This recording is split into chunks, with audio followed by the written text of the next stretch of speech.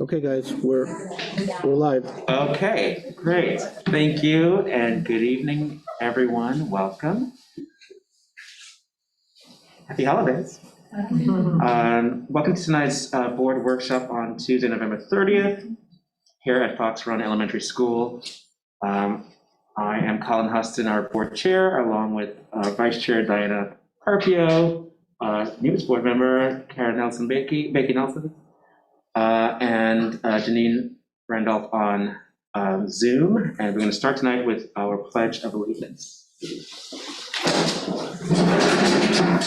I pledge allegiance to the flag of the United States of America and to the republic for which it stands, one nation, under God, indivisible, with liberty and justice for all.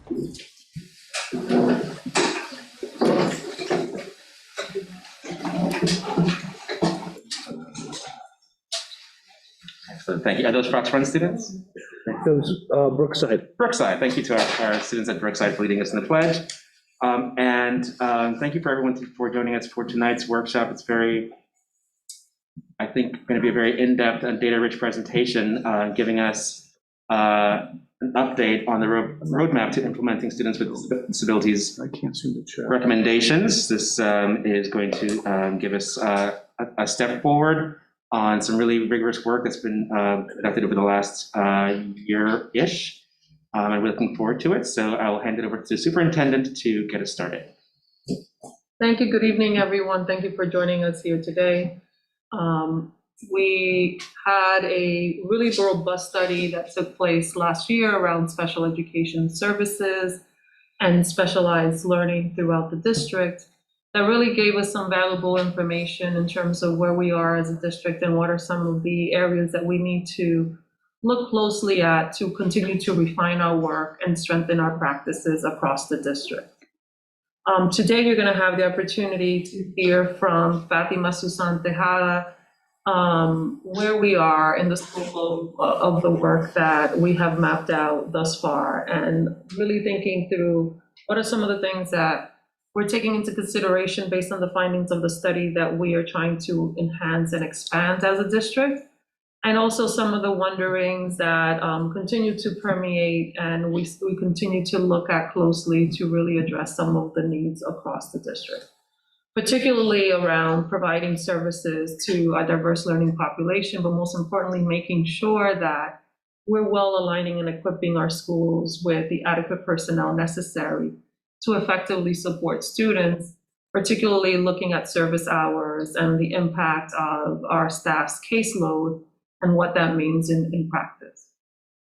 Particularly because historically as a district, the way that we've looked at services has been primarily focused around looking at assigning hours or cases based on students, not necessarily the service hours required for that student to meet their service needs.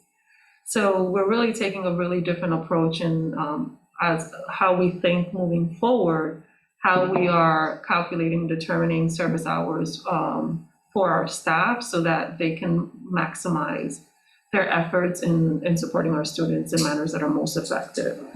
But throughout today's presentation, there will be a number of elements that we will be looking at that Ms. Suzanne Tejada will speak in greater detail with you. So I'm going to turn it over to her, and I will interject at different points to add additional context. All right, thank you. All right, now I don't know which way to look, this way. All right, well, good evening, members of the board, Dr. Estrella, parent and community members who are present here tonight, who are with us virtually. It's my pleasure to be here representing our specialized learning community at Newark Public Schools. And I know that all of the actions that are going to be set forth tonight will help, are all done in trying to help our students and families, and I need your continued support to help our most vulnerable students thrive. So without further ado, I guess I'd like to start our presentation. Yep, you should be able to click. Is it on? Just look on the side if it's on green. Nope, it's not. Here we go. All right, so I'd just like to review our agenda for this evening. So we're going to go through current NPS student demographics, our organization chart. We're going to discuss NPS specialized learning mindset, the present NPS specialized programs, review our learning areas of action and next steps of each, share the parent survey, and at the end, some questions if you have. So this is our current NPS demographic, specifically of our specialized learners. 56% of our student population are Hispanic or Latinos. 19.1% are Black or African American, 19.5% are white, 3.2% are 2 or more race, and 1.9% are Asian. And this is just a quick snapshot also of our multilingual learners. We have about roughly 2,000 plus multilingual learners, 24% of which are duly identified as special education students and multilingual learners, 10% of which are identified as having a speech and language delay. So with that in mind, we would like to sort of further delve into this information to see what we are or are not doing that are over identifying our students who are multilingual learners, and see how we can better support, specifically possibly our SRBI system as well that we have in place this year. So this is our specialized learning and student services org chart. Up on top, there's a little legend at the bottom, but up on top is our Assistant Superintendent of Schools, Mr. Pennington. Then our magenta boxes, if you will, are the administrators in this form. So it would be the Administrator for Counseling and Social Services, Mr. James Martinez. Then myself as the Administrator of Specialized Instruction. Our blue boxes beneath us are our support team, if you will, our supervisors. The gray boxes below them are our teacher coordinators, our district coordinators and such. And then all of our orange boxes are our support staff in the form of administrative assistants and secretaries.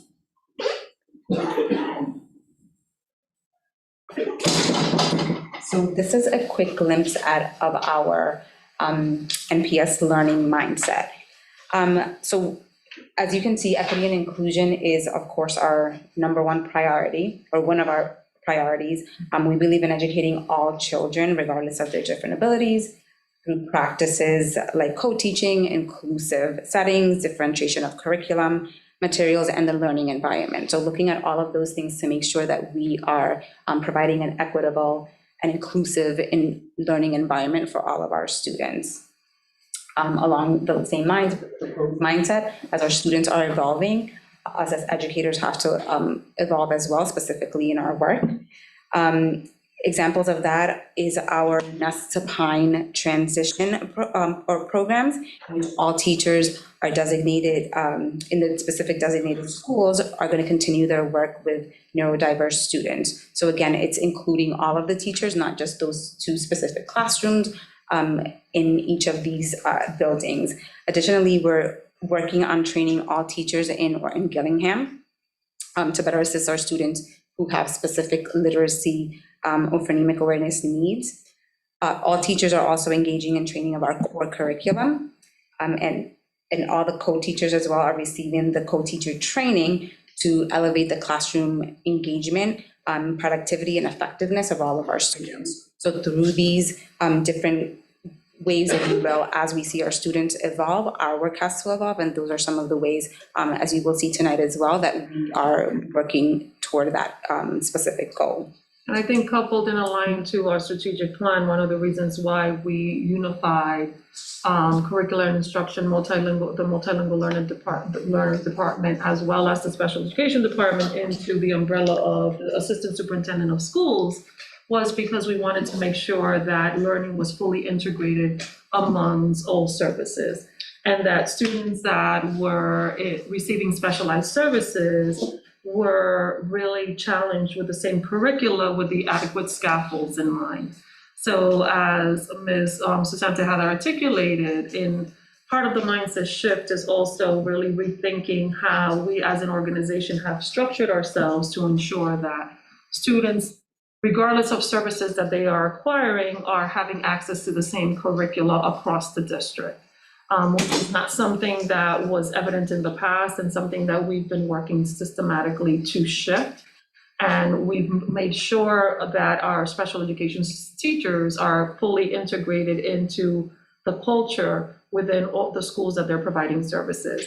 It's one of the reasons why we have shifted the supervision of our special education personnel to the principals in the school, because we want teachers to feel fully incorporated and integrated into the learning experience, just in the same manner that teachers serving general education classrooms, or in some cases multilingual services, are being embraced as well. Because we want everyone to come together to the table to have common conversations around practice, and then through the differentiated professional development, know how to effectively scaffold for the diverse learning populations of students that we have within our district.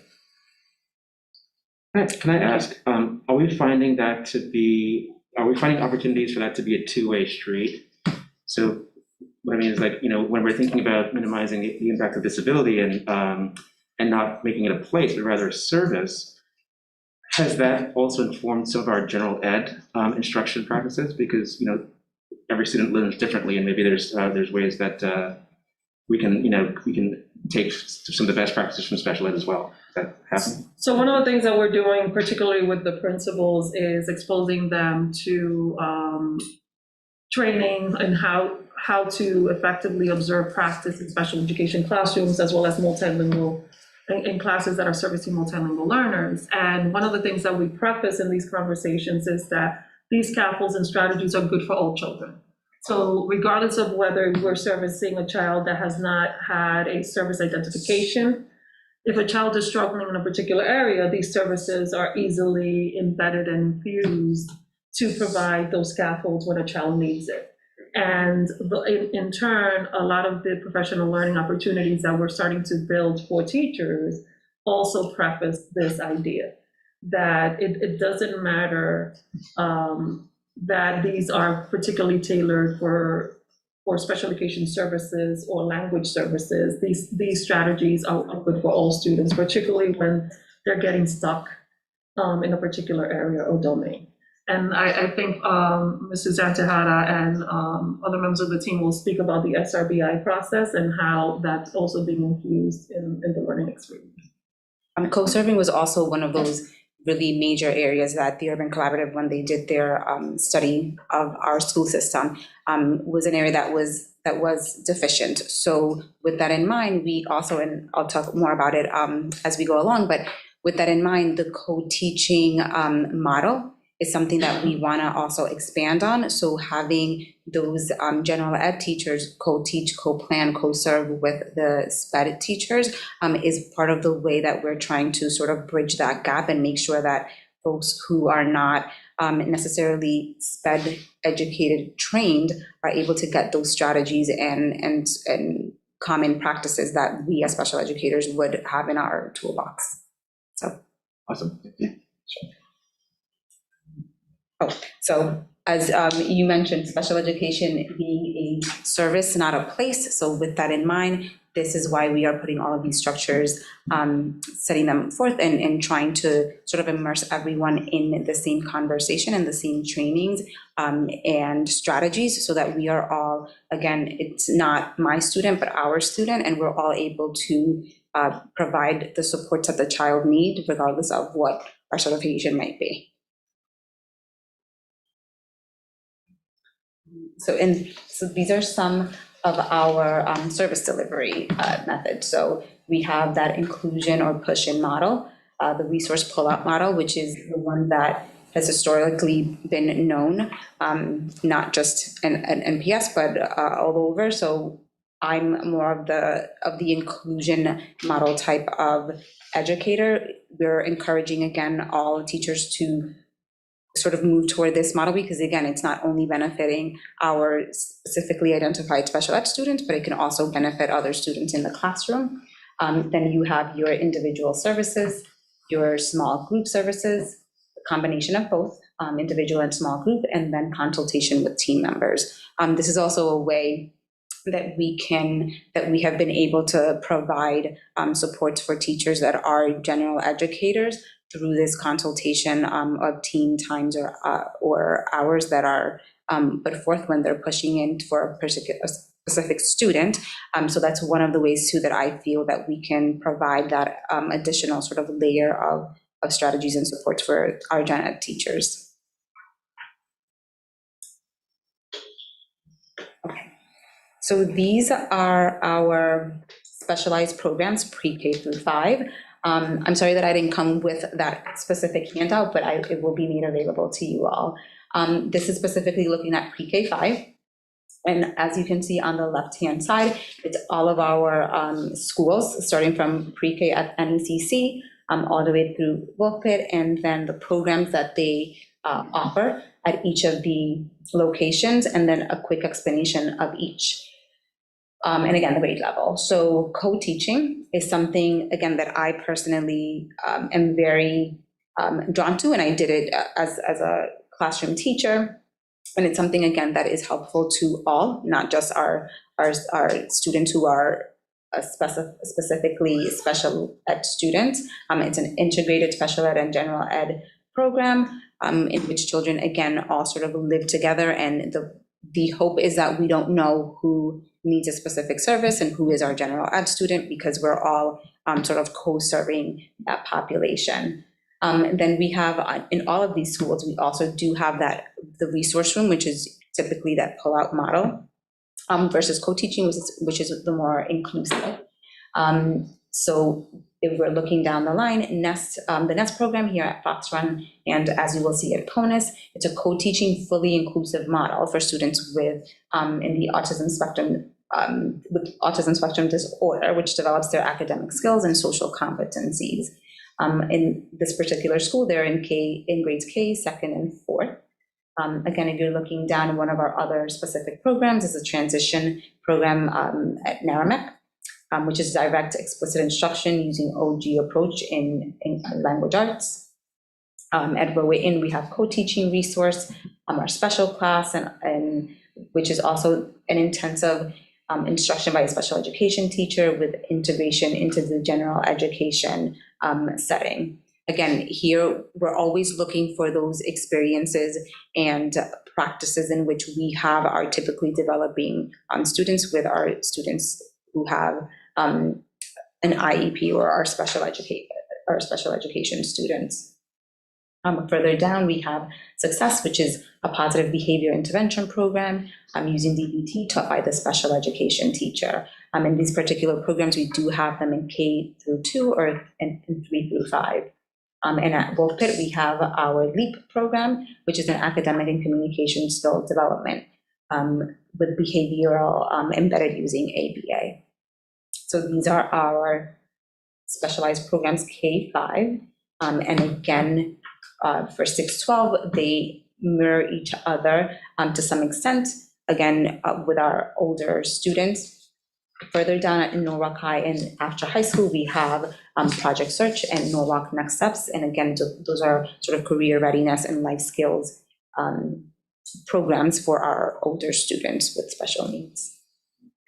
So I don't know if anybody has.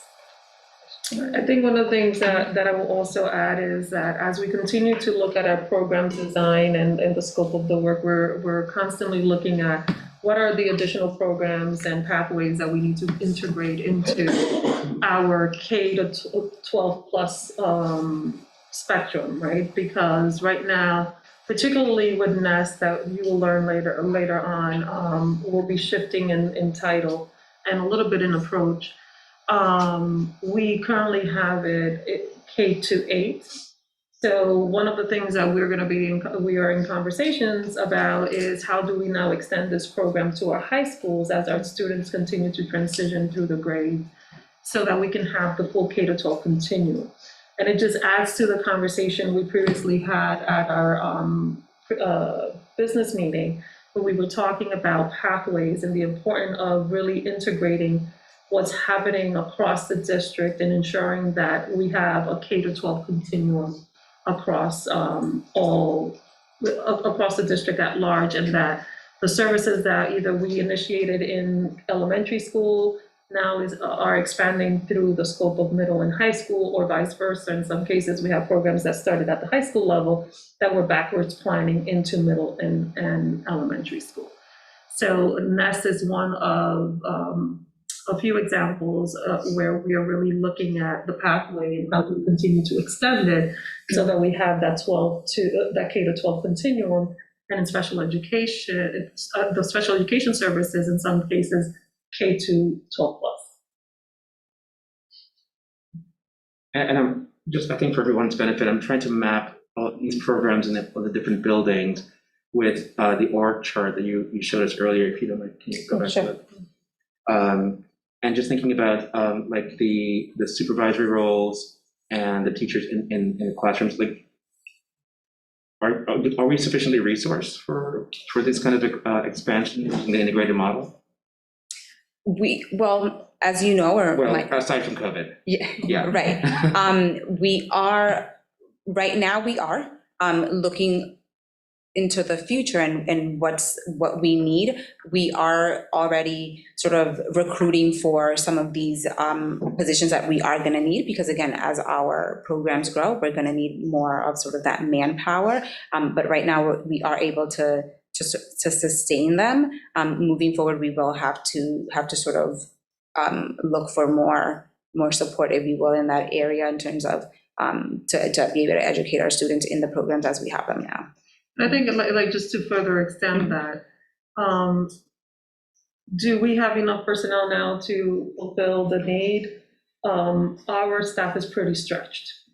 So do we need additional personnel? Absolutely, to do this work more effectively. One of the things that we've been in conversation is what I articulated earlier, looking at service hours and how many. It's not about, let's say, Kara and Sherry, and they're both students that have special services, yet Kara needs 50 hours of services and Sherry needs 25. Although they're two individuals, the amount of service hours are very different, so we have to take that into account. I think historically the way it was done, that these are two students, so this person has these two students added to their caseload without taking into consideration what does that mean for the educator in terms of the hours that they have to put in to effectively support that child. So we're really shifting the way we're looking at that to focus on what is the hour allotment that each individual child has, what does that sum up to, and what does that equate to hours per day, and then personnel. So because we're shifting the way we're formulating, looking at how providers are providing services, we are going to have a need to have additional personnel to be more effective in the way we're delivering services. When we look at the supervisors, one of the things that is really shifting is that now principals are supervising special education and multilingual learner educators. In the past, for special education specifically, the supervisors were doing some of the PPTs plus also supervising the educators. Right now, we're shifting that because we want principals and the school community at large to really own the fact that regardless of the service a child is receiving, they are all our children in that building, and we are all responsible to effectively servicing them. That responsibility has shifted to the principal and the CISD or AP. For the supervisors, the roles now have been redefined to really focus around the PPT process, making sure that there's continuity, that they are the district reps in that process, and that they are really supporting the school in the data gathering and facilitation of that process in a manner that is streamlined and effective. And you'll learn later, based on the feedback that we received from parents going through the process, there are areas that we have to improve. So it's going to be really important that our supervisors are really looking and managing the caseloads in their buildings in collaboration with the principals, obviously, in a very different way than they have been accustomed to, because that's going to be part of their primary responsibility. Most importantly, because one of the things we really want our principals to do is focus on being instructional leaders. And as much as we can, we're trying to diminish any responsibility that's taking them away from that role and realigning it with other providers in the system to provide those services. So yes, we are managing with what we have. Do we need more? Absolutely. What that's going to look like will depend on the analysis that we are in process right now and engaging, and really working with Urban Collaborative around really looking at service hours, caseloads, unique circumstances, and how do we assess for those so that we can have a more concrete formulaic structure in which we go about doing that. So I think that around March, we will be able to come back to the board, even if it's during a business session, to really provide you with an update of where we are with that process and how we will be rolling out elements of that for the start of the next academic school year. I don't know if that answers your question. Yeah, it does. I mean, I think clearly it's an ongoing process, and that's one of the reasons I was asking, because also from a budgeting standpoint, I think when we think about these are all our students, and using a more integrated model has a direct benefit on our general ed students as well. So I think we can frame it as really an investment in all our students, right? And so I think that's an important approach to take.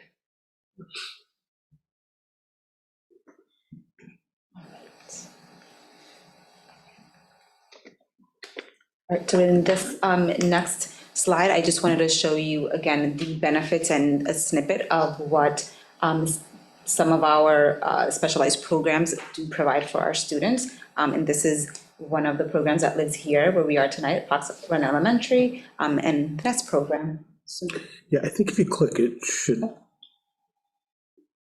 click that next. I don't know. Volume. The NEST model is an education system hailing from New York City that strives to make classrooms inclusive for autistic and neurotypical students alike. More than 40 schools in New York City have implemented this model.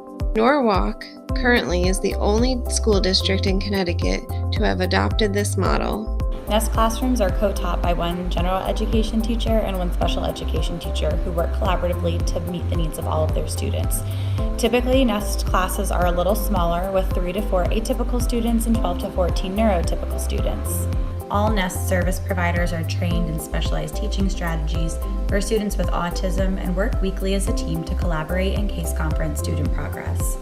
Additionally, the ASD NEST model uses a therapeutic approach for class-wide strategies, focusing on social, sensory, academic, and behavioral support. One strategy that we use in the NEST room is breaking down tasks. So you can see that this was left up from math time, where there were 3 things the students were expected to do. So we just make short lists and provide visuals to help the student gather the materials that they need to complete their work. So for the worksheet, they needed scissors and glue, their work with a pencil, and some math with a computer. They need their headphones.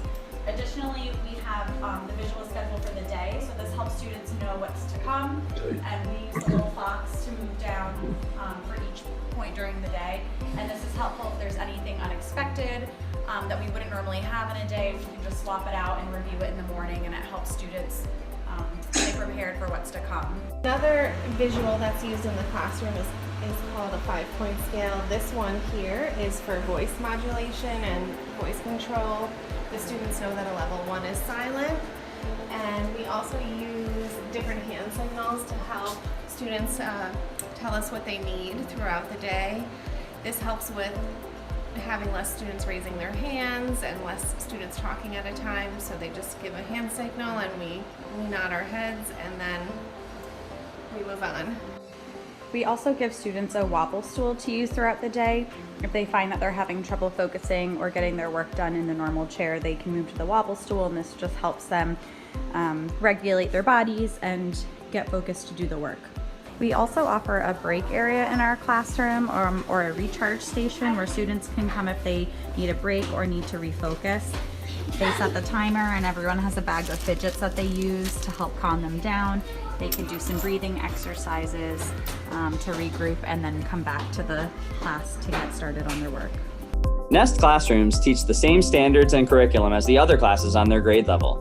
Nest teachers are also trained in social development intervention, a special social curriculum that's facilitated by the speech and language pathologist. This promotes social interaction and development among all students.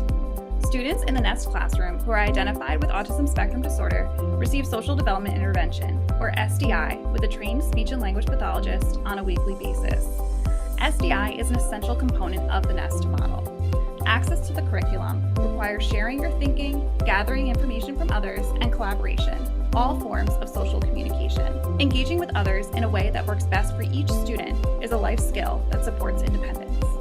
SDI is a developmental model, meaning we meet the students where they are socially, and it's a social pragmatic language intervention that's implemented in tandem with academics.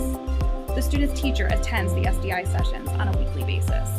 It encourages authentic social engagement and social cognition in varying contexts. It builds social awareness and differentiated communication tools in order for each individual to interact with the world and ultimately self-advocate in a way that works best for them. Nest classrooms provide sensory supports for all students. For example, flexible seating, the use of fidgets, and a break area to promote regulation. Teachers incorporate students' interests as part of lessons and classroom culture. They break down tasks so it is easily accessible for all learners. Additionally, the classroom is tailored to sensory needs. The Nest philosophy recognizes that neurodiverse learners need positive behavior reinforcement and work with students to communicate their needs and adjust teaching styles to meet the student where they are. Teachers work to model appropriate social behavior in and outside of the classroom.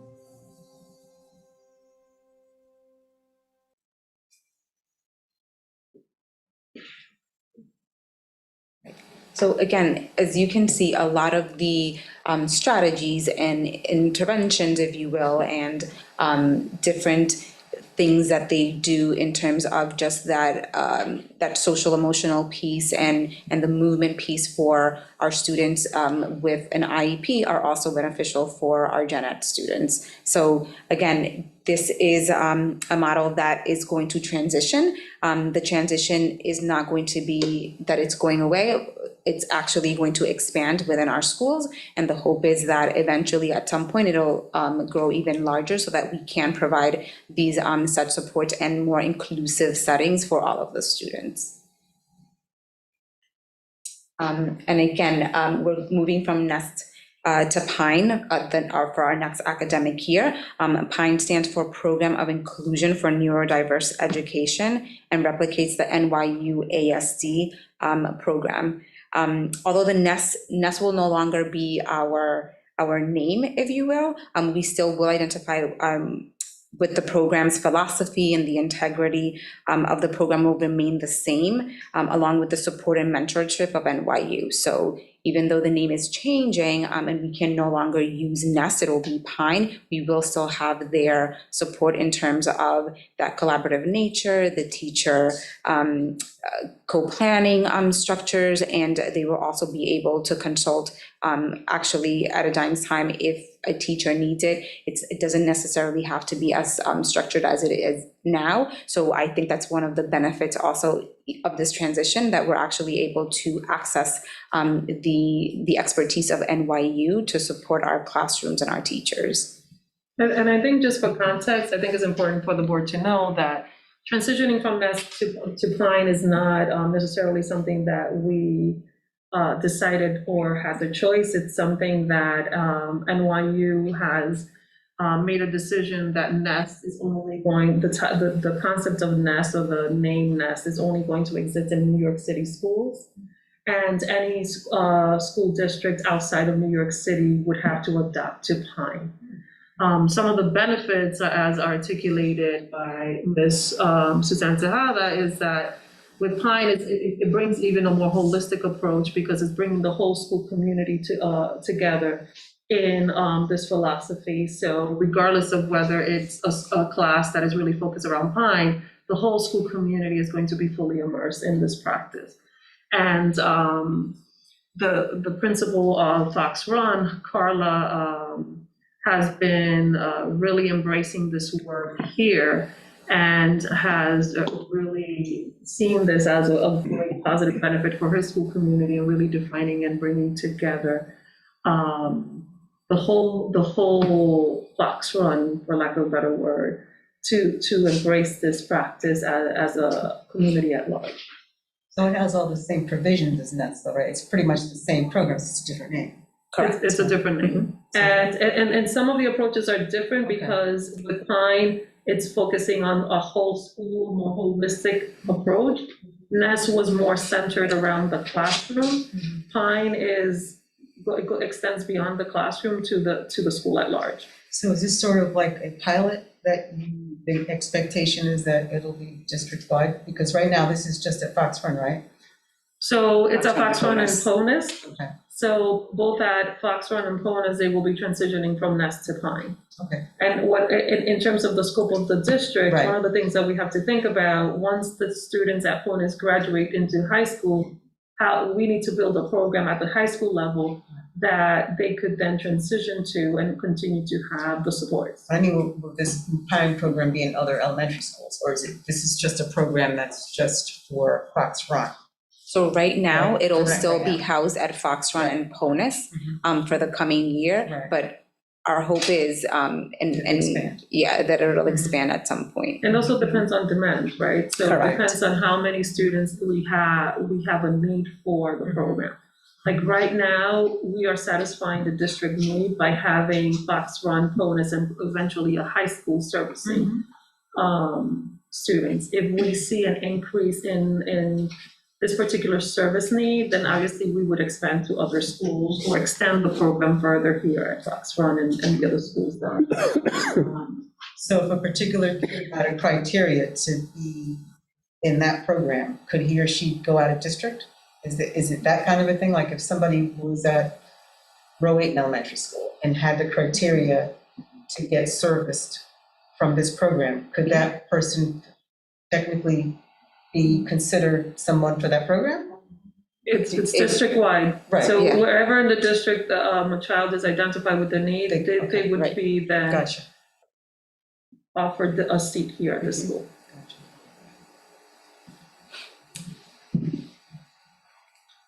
All right, so when I first came to NPS, I wanted to sort of get a sense of how parents felt in terms of the PPT process and how it was all going.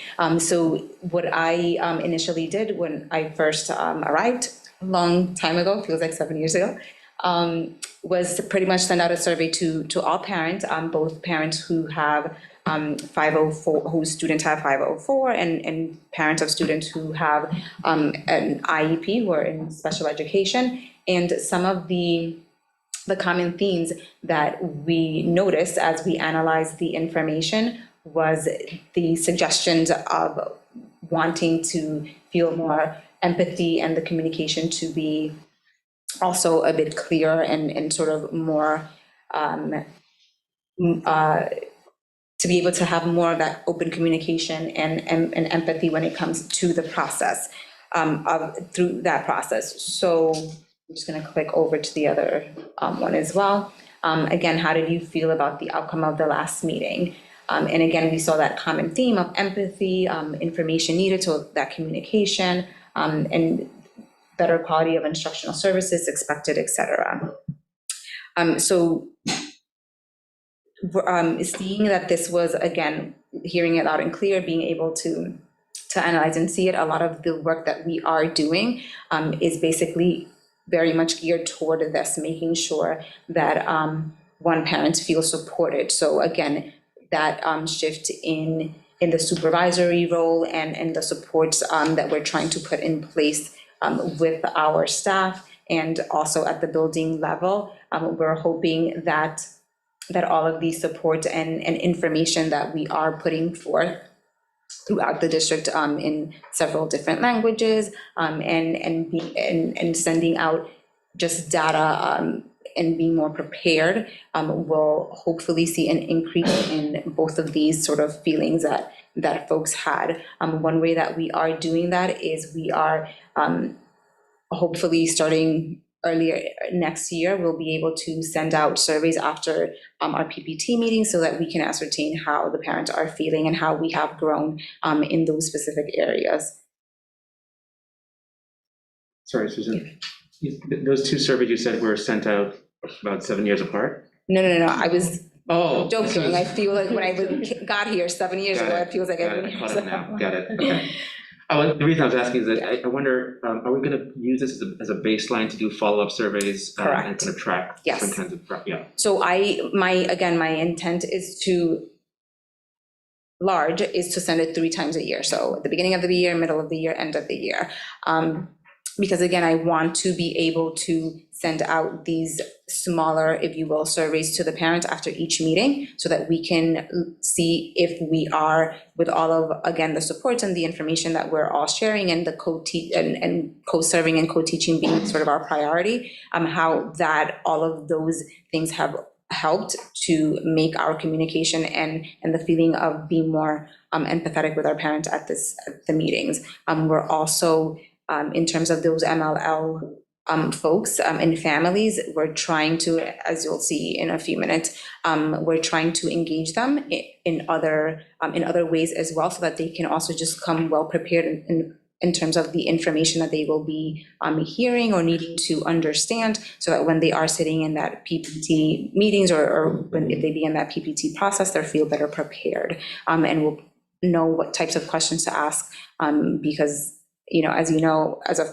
parent coming in, even as an educator with a child who has an IEP, it's overwhelming. So even if you are an educator and a parent, it feels very different.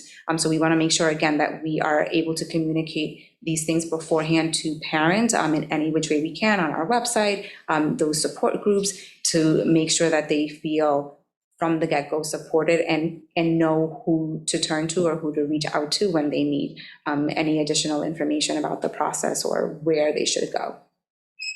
So. And I think just to add, one of the things we're hoping to do with the family center is really have many workshops for families, even prior to their child getting identified to receiving services, just really educating parents around the process, understanding their rights and what are the steps they need to take, what are the things that they should be aware of about knowing when they go into a PPT meeting, what are the things that should happen pre, post, and during the meeting.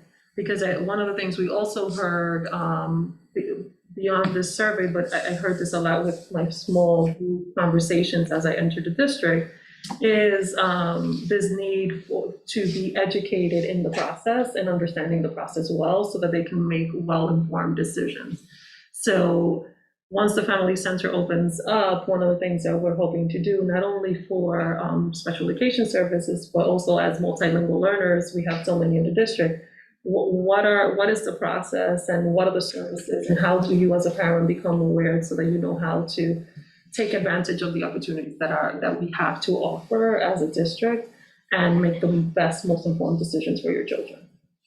Another thing that we're actually doing in SpedPAC is creating a handbook for the parents as well. And after we have that in hand, then we'd like to move forward with the different languages of each of the book, so that, again, we're able to sort of hand something to them, whether it's on the website or physical, so that they can sort of go through and see what to expect or what's coming, what are the things that I should be asking for, what are the things, the look-fors, if you will. So that's one endeavor that we are sort of working on this year in that committee. Okay, so this next slide is basically now is when we get into sort of the meat and potatoes of things tonight, and the area in our priority areas and our areas of action. So these were our 6 priority areas: collaborative structure, process and systems, staffing, teaching and learning, family engagement, and mindset. So again, in the one-page handout, and again, it'll all be on the website as well, we have sort of what our priorities are, and then our action steps, and what we have done thus far to either establish and accomplish, or what will be ongoing. All right, so this is our priority number 1, our collaborative structure. specifically creating integrated instructional decision-making teams. So on that first sort of box, we have completed it because we've identified our curriculum and instruction team as that integral team that basically helps provide and push sort of our curriculum work with both the gen ed teachers and the special educators. So again, in just being able to co-serve our students, we want to make sure that all of the special educators are sitting in and receiving the same professional development in the curriculums that we are all now working with, that will provide the support that they need if you're a multilingual learner or if you're a special education student. Then below is identifying the work of each of the district level decision-making teams. And again, we're providing instructional support to the building-based teams through these new curriculums, specifically the reading, writing, and math improvement teacher and teams meet monthly to discuss the school's goals. And they also exist to sort of just support the teachers instructionally. So whether you're a gen ed, sped teacher, if that is something that you need, then we have these teams in hand at our schools to be able to provide those supports. They also do have those monthly trainings for the coaches and support teachers to discuss how the teachers are learning best, or if the strategies that they are using, how they're working, and what are some other ways that we can sort of provide the supports for everyone to be able to engage in and flush through or encourage. And this is just, again, an example of our instructional decision-making teams. So we have Mr. Pennington up on top. The magenta colored boxes are Stacy Bergen, our administrator of curricular and PD. Then we have Dr. Deborah Perry, who's our administrator of SRBI, and Francis Saez, who is our administrator for multilingual and learners and world languages. Below them are our assistant administrators for each. And under Dr. Perry are the math and improvement teachers and the literacy improvement teachers as well.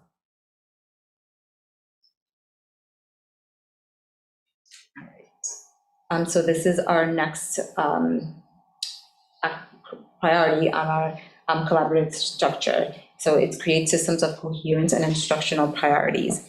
Again, our priority is that sort of that co-serving students approach.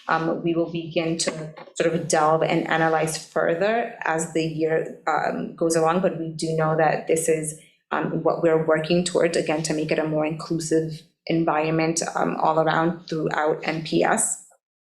But a lot of these things we sort of have already begun. And we, on that next slide, I'll show you some of the things that we are currently doing, again, to make sure that our systems are coherent around all of those instructional priorities. So up on top, again, is a survey that we started our work with Paula Kluth. So last year we started our work with her. We're continuing it this year. These are some of the survey questions that we sent to the teachers. We're asking them just how have you used the approach? Have you used it regularly? Which is the one that's most benefiting you? Which is the most effective delivery of each? We are also sending out, again, those surveys to ascertain this information and be able to then provide further support through Paula Kluth and other professional learning if need be, to make sure that the teachers feel supported and that the actual work is being done.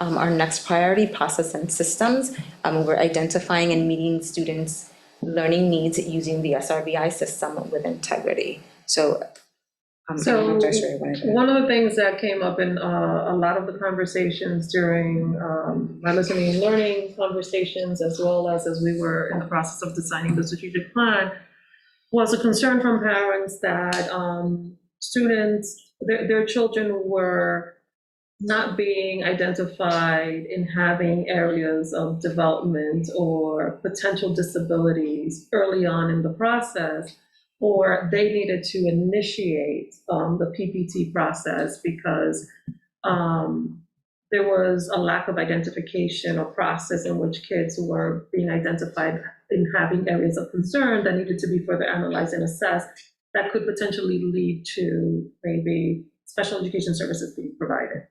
And as a result of that, we were having kids at the middle and high school levels then being identified as needing services because these prior interventions were not being put in place to really assess whether or not there was a need. As a result of a lot of these conversations, we saw it as instrumental to really look at the SRBI systems that we had in the district and really think about what were the things we needed to do to refine that, because it's really important for us, if there's an area of concern, that we identify it early so that we can effectively intervene. And the intervention process starts with the SRBI processes put in place, because kids that are showing areas of concern during Tier 1 instruction that require potential Tier 2 or 3 interventions would receive that through the SRBI support structures, and if later identified that these supports are not yielding the type of growth that we want, then that then would trigger the need of further evaluation and going through a potential PPT process. As a result of that, we talked about bringing in our director of SRBI so that we could have a holistic view and support structure around setting up systems and structures to ensure that every single school had this in place. And that's where we brought in the education administrator that has had a finite lens in this area, and she can speak to the work that has been started this year and the work that's going to be ongoing to make sure that, one, we continue to build the capacity of our staff around providing these services, and two, that we continue to strengthen the processes that we're trying to put in place to ensure that students are getting the interventions they need in the areas that they're showing in need of development. So typically a student is identified by us, the staff. Typically, if he or she appears to need services, do we typically identify? What I heard from parents was that typically they were the ones bringing up the concern. Correct. It wasn't typical in the system for our staff to really be the ones initiating the request for further evaluation. And so what happens if a parent thinks that their child has a deficiency? Then the district has a process in place to confirm or not confirm that? And or what happens if the parent continues to think there's an issue and we think they don't? So what's the process for that? Because I think if a parent approaches the principal or a staff member expressing a concern about their child's development, I think the first step is to have a conversation about what's leading them to believe that the child might have a disability, which is usually what parents are concerned about. Through that conversation, the first step is to educate the parents about the SRBI process and kind of coach them through the benefits of that process, give the student an opportunity to try to address the areas of concern through the SRBI process. If the SRBI interventions are not effectively yielding growth at the rate that we want to, and the parent wishes then to further request an evaluation, then we have the responsibility of honoring that request.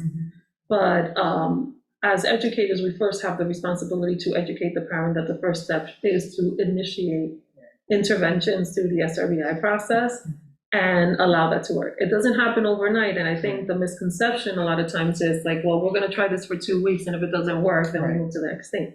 The SRBI process can take from 1 to 2 years, right?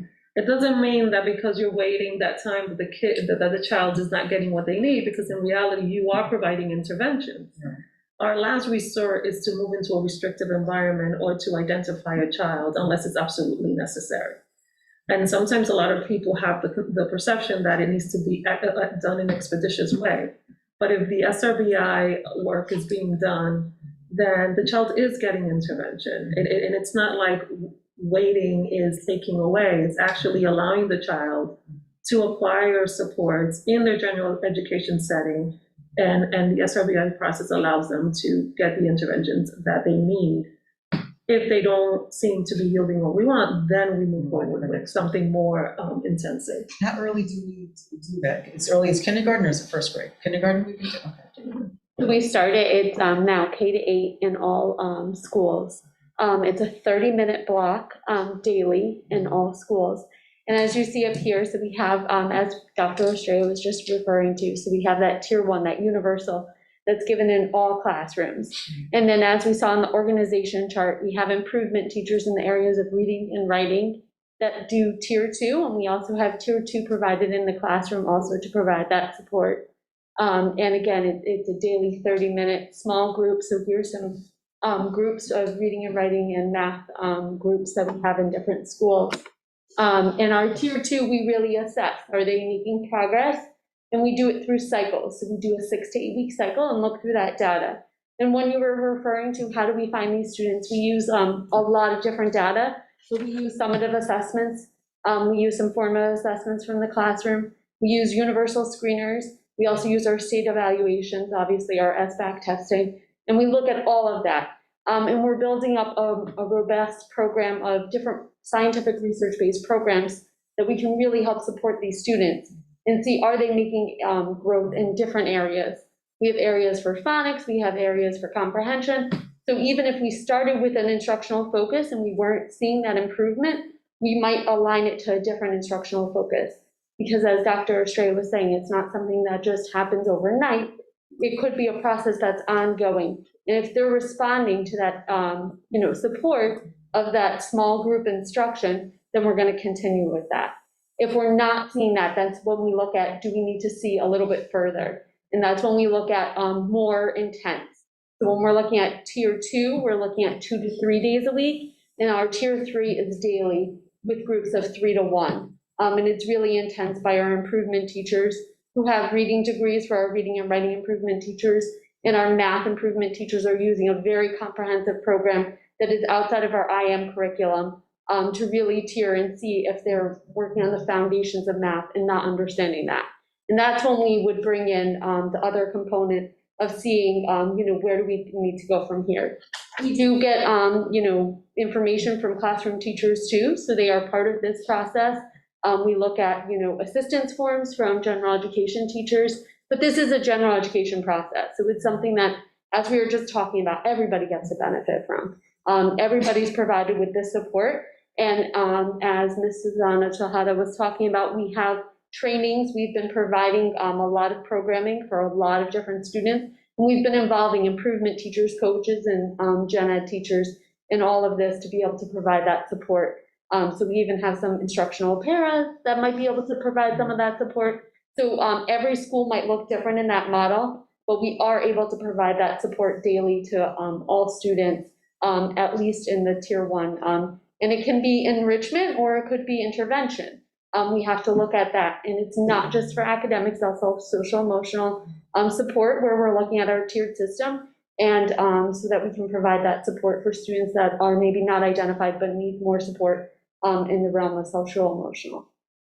And one of the things that I think it needs to be prefaced, in previously to COVID, we didn't have reading and mathematics specialists in the district for the most part, unless the school made a concerted effort to fund it. And at a fundamental level, every school should have reading and mathematics specialists as well as literacy and math coaches, which is not something that was typical. It was pretty atypical in the district.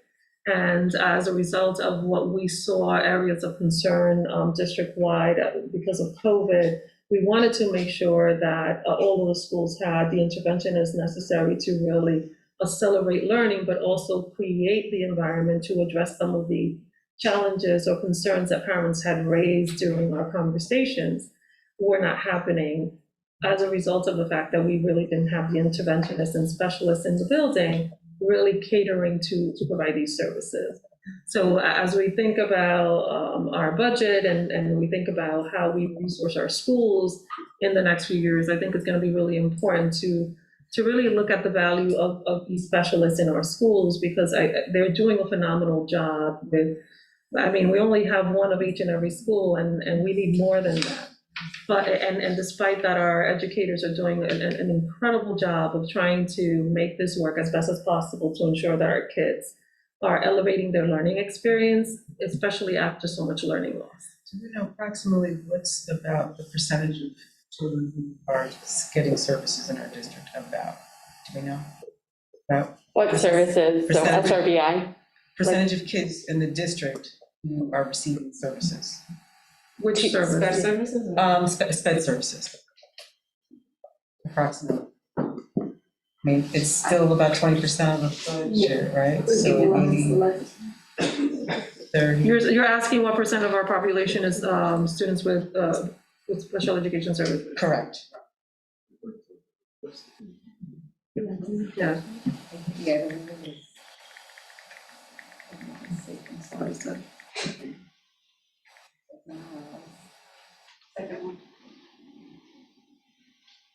This is.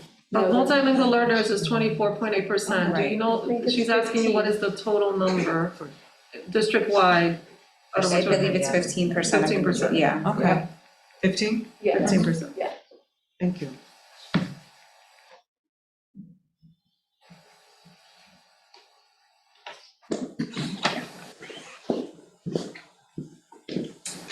Okay, so continuing with our process and systems, our second priority is to create guidance for special education services to support placement discussions at the IEP team level.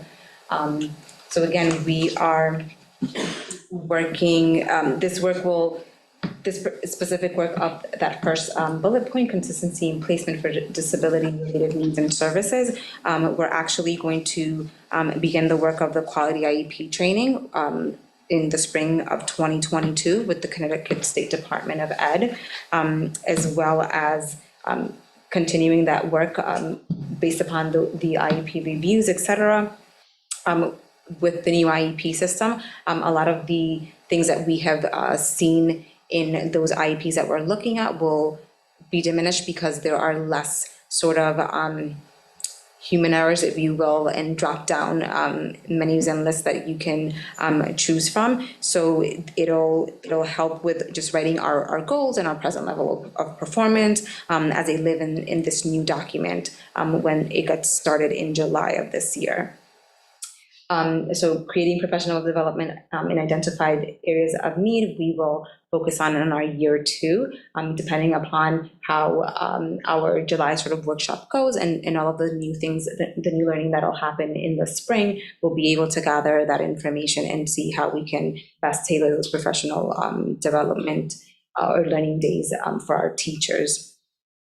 And then down below, the continuous monitoring of our IEP compliance. What we have done this year is basically, again, create or revise checklists to monitor for those compliance, along with checklists for the individuals to focus on materials that need to be discussed before, during, and after those PPT meetings with parents. And just to show you a quick sort of visual of what these look like. Our IEP compliance checklist, and then there's a larger document which basically, again, just a checklist of these are the things that I need during the meeting, these are the things that I have done before or after to make sure that we are providing sort of the most efficient and robust PPT meeting that we can with the parent, and to ascertain that we're not leaving any specific information out, or that we haven't touched upon things that we need to touch upon with the parents. So our next priority is staffing. It's a big one this year, and not just for us, but for everyone. However, we have been able to reprioritize the role of the supervisor, again, to sort of be more of a supportive role for our teachers and be able to sort of hone in on those specific needs in the PPT process for our schools and our families.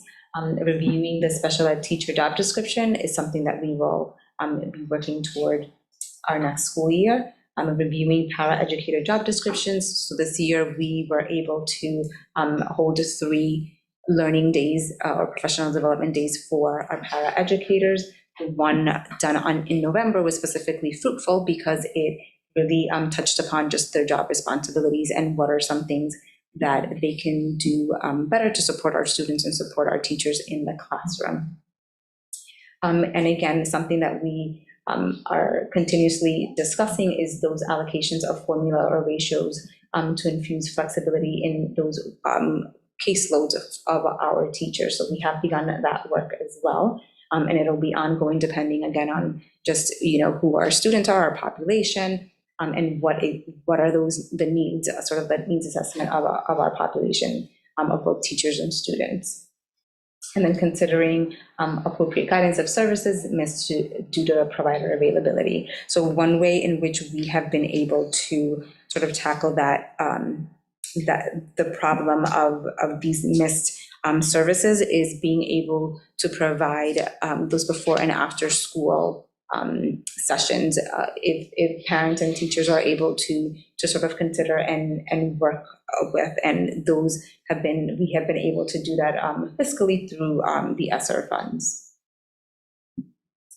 So again, this is just a quick overview of the clear roles and responsibilities of our supervisors of specialized learning. Again, one of the things that's no longer there is the supervision of the special educators, so that they're able to focus more on sort of the process and making sure that we are doing it with fidelity and efficacy. And looking at those staff allocations and the formulas. So currently we're looking again at more of the hours per student, but we are, as Dr. Estrella said earlier this evening, trying to move away from that so that we can make sure that we're looking sort of more at the actual hours of all of our students to be able to see where we would need to allocate more in our schools and make it more equitable. So this particular example is showing you the average number of students per school as they live right this minute. So we're in 12.5, again, we take the total number of the students and basically divide it by the number of teachers that are in the school to be able to see what our average number is. Specifically in elementary school, that the number that we are trying to work toward is that cap of between 15 and 18 students, but again, all dependent upon what the students' needs are and the hours of services. And again, at that middle school, high school level, and jump over to the next slide, it's that 16 to 20 student, average student per teacher, if you will. So right now, again, they seem a bit elevated, specifically in the middle schools, but it's because we're looking at the students with sort of that old formula, if you will. But moving forward, again, we want to be able to make it more equitable. And we're revisiting the way in which we were allocating students and caseloads for teachers.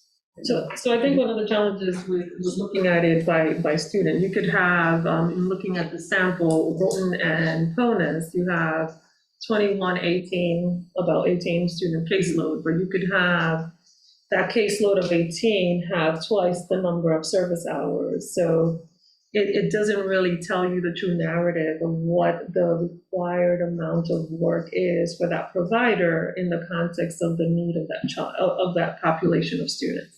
So making the shift to looking at service hours versus individual gives us a better prediction of how effectively our providers can provide the services that they need based on each individual child's needs and that particular school's caseload.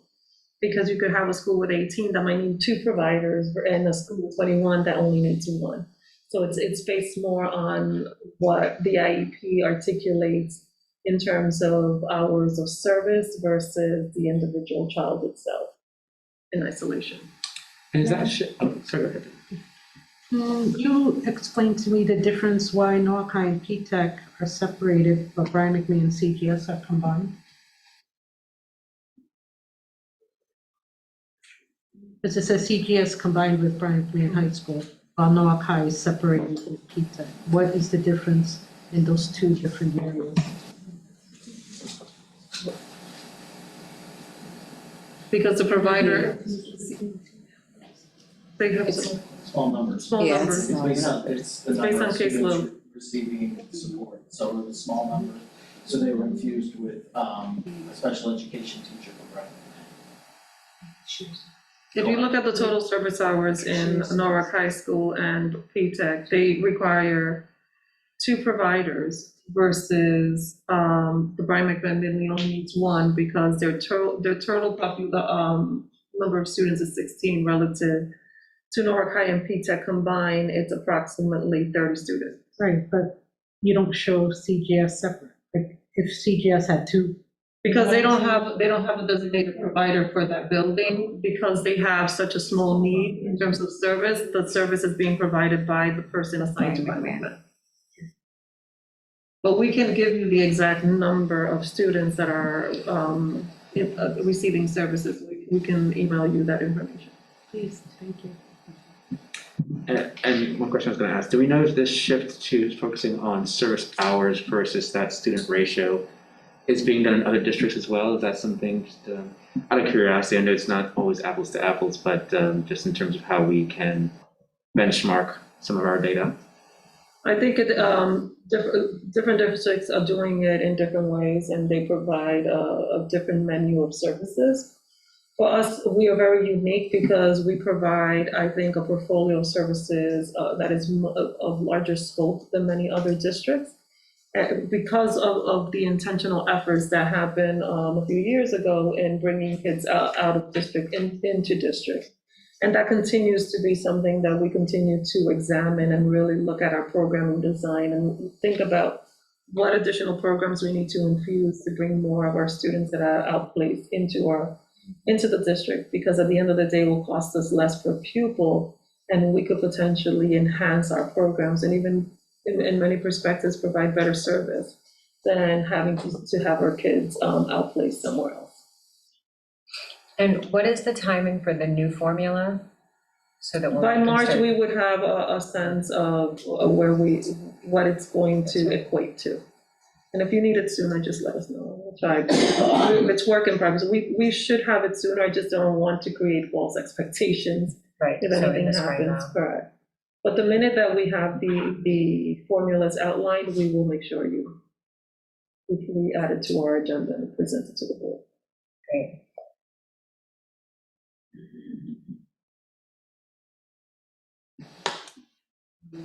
Again, we continue to sort of work toward a more consistent number for all. So as Dr. Estrella said, we will, as soon as we do have it, we'll be able to. Okay, so continuing with staffing, connecting new special education staff with mentors in the field. Again, in the past, when I first arrived here, this was one of the areas in which was also sort of a big challenge. We weren't able to have mentors for teachers in special education. So this year we were able to make sure that each special education teacher who is new to teaching and has to go through this team mentorship was able to be paired with a veteran special ed teacher to provide support for that person, both instructional and sort of just moral support when beginning the work.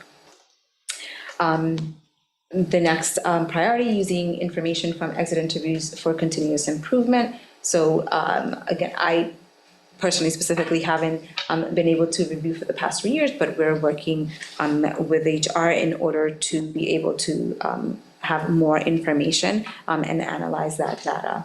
The themes and trends for the exit staff over the past 3 years. Again, a lot of folks sort of wanted more of that professional development for certain areas, which we are able to provide, and we are working toward this year. So that has been established and it's ongoing. And again, depending on the needs that we see that our staff needs and ask for, then that's how we're also building our professional learning calendars and developing a retention plan based upon identified themes. So again, it's something that we're going to be working toward in our year 2 of this action plan. And I think just to add in terms of retention and exit interview conversations, one of the things that Amasette is here, she can confirm, that has come up in a lot of the exit interviews is the exhaustion based on the caseload. And that's why it's very important for us to look at the service hours providers are immersing themselves in, and the impact that has in terms of their own self-well-being, and then the work that they need to do in the scope of the work. I think the other piece ties to retention, right? We want to make sure, because special education providers are such a shortage area, we want to make sure that those that we get will retain. So we want to be very mindful in terms of the work that they've been doing. What does that mean in practice? How does it compare relative to our neighboring districts? But most importantly, how do we do even better, right? Because we want to make sure that not only are they providing exceptional services to our children, but also that it is a manageable caseload, that people don't burn out and then leave. Because at the end of the day, we're losing more money and resources when we have to retrain personnel, and our students are missing out because having to reincorporate someone in, and instead of having someone who built a routine and practice within our community, in the long term becomes less costly for us and more effective if we can keep up. So has there been a high turnover rate? In special education in the past several years, absolutely. And that's why for us, it's really important to look at the scope of all facets of their work and really do a deep dive into what are some of the patterns that are trending. And one of the things that was evident through the exit interviews was exhaustion in terms of caseload. And that's why we're rethinking the formula. Right. Is there anything that we're doing immediately to try to help these resources and I think right now, stabilize it? the challenge that we have with COVID is that we are short-staffed. So in the immediate, it has been a challenge to address some of the caseload components that we're discussing. This is something that we're looking really to implement for 22-23, because COVID has really thrown a wrench in this work. Particularly because we have vacancies that we need to fill. And if we look at the district at large, the country, special education continues to be a shortage area that's difficult to staff. So we really want to, whoever we attract, we really want to retain. So our focus right now is trying to do that. The formula in which we're going to try to execute that is something that we cannot do yet at the immediate, because we really have to analyze not only the cost associated with it, but who we have, what we're able to do, and if it's feasible for this year or not. So it requires an extensive amount of planning that we need the rest of this year to do, so that we can potentially fully execute for the upcoming academic school year. Thank you. And again, providing specifically for the newer special education teachers, because we don't want to see them burn out their first year here. That's why the team mentor program is so important, so that we do provide sort of that relief to them, so that they have someone that they can sort of discuss again, co-serve, co-plan in terms of the instructional practices, but as well as just in that personal level, that they are someone who understands what it feels like, what they're going through, and how they can just sort of help their mental health as well in this job. It's definitely not for the faint of heart. Right. So this is one of the very important pieces that we were able to, again, pair a new SPED teacher with a seasoned teacher, versus getting, a math teacher at the high school paired up with the SPED teacher. That just didn't work, and it would have made for more interesting situations. So we were glad to be able to do that this year, which in the past has not been done. And sorry, related to this idea of burnout, I know it's something that's not unique to Norwalk, but as much as we're thrilled about the way that we're thinking about this in a more holistic, equitable, and integrated way, we also understand that it's a lot for our staff to try to incorporate. When we think about PD, are we building in opportunities for some measure of recalibration, so that it's a moment to breathe, and it's like there's a moment to read. I mean, I want us to be aggressive, but I also want us to be, be human. So I think professional development is taking a number of tiers, like thanks to like your book.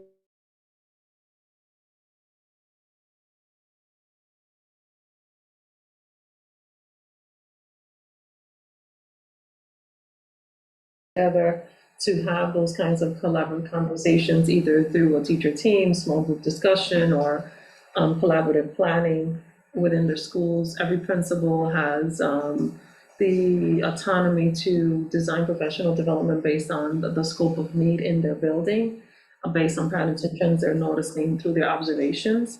So those times have been built in at a minimum once a month during those half-day professional development sessions that have been incorporated. And the feedback that we've gotten thus far, that has been positively received by the staff. Obviously, this continues to be work in progress because this is something that our principals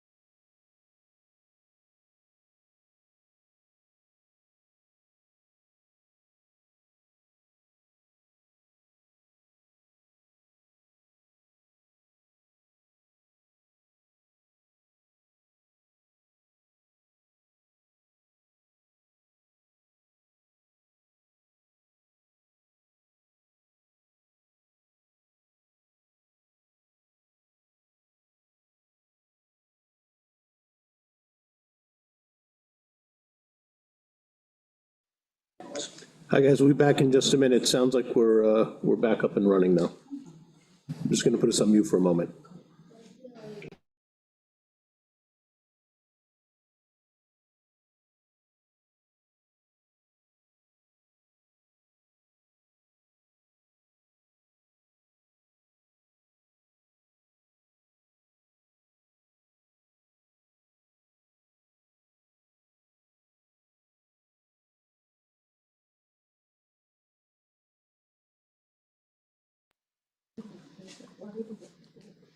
And we're back? We should be, yes, Okay. as far as I can tell. Sorry about everybody. This is the new normal, so. Get the presentation back.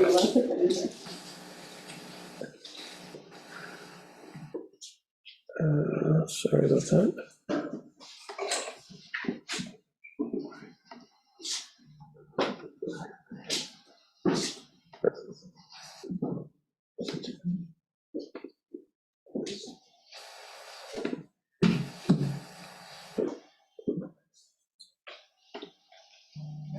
Perfect, this is very left on. Okay, so our fourth priority, teaching and learning, specifically reimagining and planning for special education as services rather than a place. So again, we're still working on identifying those lead teams, but we are looking at the district level leadership team, the supervisors, the principals, the APs, to sort of spearhead the work, developing vision, values, and needs for special education. We have, again, started also thinking about what that vision and that value will be and should look like, and I will share with you on our next slide what what we have thus far. Sorry about Providing professional development on how to collaborate and co-plan for instructional practices. Again, our priority is sort of that co-serving model. So, Okay. so through Paula Kuthen with the co-planning and co-teaching modules and the special ed supervisors in terms of that scheduling, so that those things are happening, we're actually working on and able to do. The monthly. Estamos trabajando. Creo que Oh, estoy sorry, but just give me 1 second. I've got to stop the share to get the interpreter back in the room. She dropped off too, so.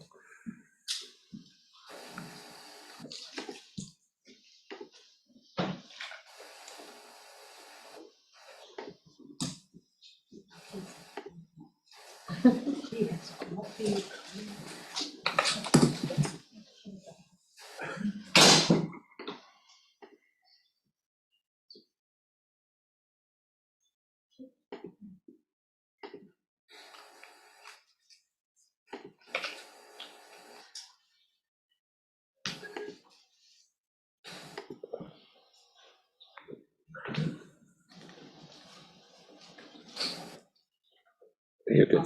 Yeah, thank you. Yeah. Where was I? Okay, so that ongoing collaboration and partnership with district. La colaboración. SBI support. Los apoyos de. Okay.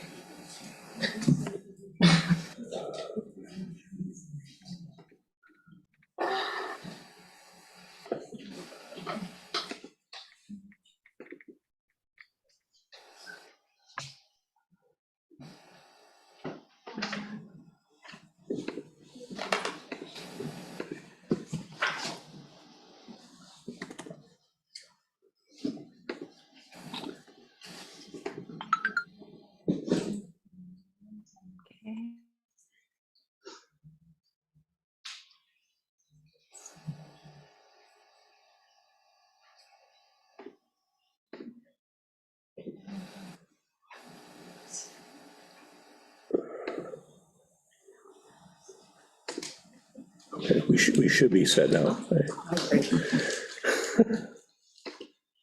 There we go.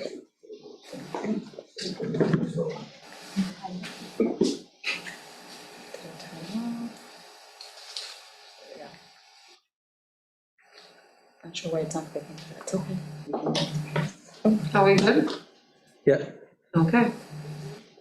We were here, okay. So again, to continue that collaborative work and using, in partnership with those district-wide SRBI support, we are holding those weekly data team meetings, as well as the weekly SPED team meetings to discuss the student progress. Happens once a week between the special ed supervisor and the school teams. Again, reimagining and planning for special education as a service rather than a place. This is what we envision the future of NPS to look like in terms of our vision. Special education is a service, not a place in which differently abled students are expected to engage in rigorous learning at their developmentally appropriate level. So again, depending on where you are, we should all be able to provide the supports that the student needs wherever they are. And I think one of the things that I think I need to preface that to me philosophically is really important is the fact that if a child goes into a situation where they're receiving services, they shouldn't stay there for the lifetime of their educational experience. The idea of getting a special education services is to really go in, get the supports, learn how to mitigate and address the disability so that the child can be reintroduced back into the general education classroom. What I notice, and when you look at the data in the district, is that once you're in special education, you always end up in you stay in special education. There's really not a strong track record within the district of, I'm identified, I come in, I receive the services interventions that I need, I learn how to address whatever potential disability that I have, or I learn strategies so that I can be then reintegrated into the general education classroom. So one of the things that we're going to be pushing is really re-examining what is happening in our special education classrooms, what are the things that need to happen if they're not happening, and then how do we encourage the mindset of reintegration back into the general education setting. And I think it's also a conversation that we also have to infuse our parents in and re-educating them in terms of the purpose of what special education services are and what they are not, right? Because it's not meant to be a permanent life placement. It's meant to be a temporary place to provide a service so that you can be then reintroduced back into the general education setting because you've learned how to scaffold the areas of concern or whatever potential disability. And even kids that might have some lifelong, either neurological or physical disabilities can be integrated into the general education setting with appropriate scaffolds and support. So I think that is going to be or is a huge mindset shift for our community, because I don't think that was a philosophical thinking that was embedded as a culture at NPS, and it's one that we're going to gradually infuse, because for the benefit of the child, particularly depending on what career path they want to go into, we want to make sure that they have the opportunities to be with their general education peers as much as possible, and like really fully reacclimate them into a general education setting with whatever scaffolds and supports that they need. But in many perspectives, that is really not the mindset that we have, and it's a mindset that needs to shift as an organization. Because once kids are there, it seems to be like there's no way out, when in reality, it should be a process of which they come in, get what they need, and then get reacclimated to the least restrictive environment. Along the same lines, again, when I first arrived here, it was very interesting to hear how adamant some folks felt about paraeducators being with their student. And again, along the same lines as Dr. Estrella is saying, the purpose of our paraeducators is to help support the student be independent, not become dependent on this other body or this other educator. So that's, again, a mind shift that we have to try to change, which is why the whole inclusion setting for me is so important, because the more we get our students independently working on their learning, whether it's a social emotional situation or academic, and with their non-disabled peers, the better I feel the result will be for that child moving forward in their independent living life as an adult. We want to make sure that our student is walking up and receiving that diploma, and not the person that's with them.